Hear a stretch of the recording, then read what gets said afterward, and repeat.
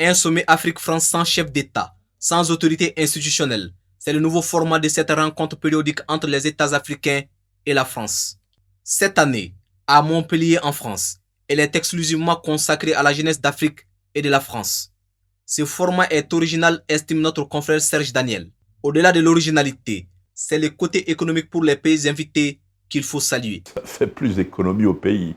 Lorsqu'un président de la République se déplace comme ça pour aller à ce sommet-là, un sommet de ce genre, vous avez au moins 500 millions de francs CFA qui sont dépensés, qui sortent des caisses de l'État. Lorsque les chefs d'État se présentent à ce genre de sommet, tout est déjà bouclé parce que les délégations, les émissaires, les ministres, les précurseurs font tout le boulot et les chefs d'État viennent une journée pour... Donc, j'ai l'impression qu'on ne va pas au fond des problèmes.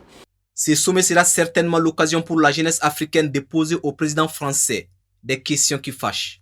Ce que les gens disent, c'est nous avons des milliers de soldats étrangers chez nous, nous avons l'armée malienne également, nous avons environ quelques centaines de djihadistes, mais nous ne comprenons pas pourquoi toute cette coalition n'arrive pas à vaincre les djihadistes. Donc on peut s'exprimer également là-dessus. Je pense que ça peut être aussi un moment d'explication, un moment de discussion. Les jeunes du Sénégal, de la Guinée, peuvent poser, en tant que jeunesse africaine, cette question au président de la République française, et c'est à lui d'apporter les réponses pour les convaincre ou ne pas arriver à les convaincre. Selon notre confrère, ce sommet peut être un nouveau départ dans les relations entre la France et l'Afrique.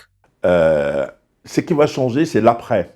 Les jeunes ne sont pas comme les chefs d'État ou les politiciens. La jeunesse dit ce qu'elle pense. Je veux bien croire que ce sera une nouvelle respiration dans les rapports. Et le jeune malien, le jeune du Burkina, du Ivoirien, le SMIC qui commet à tous ces jeunes-là, c'est de dire nous voulons être bien formés, nous voulons la démocratie, nous voulons être plus indépendants, nous voulons du boulot et nous voulons qu'on nous écoute sur nos attentes.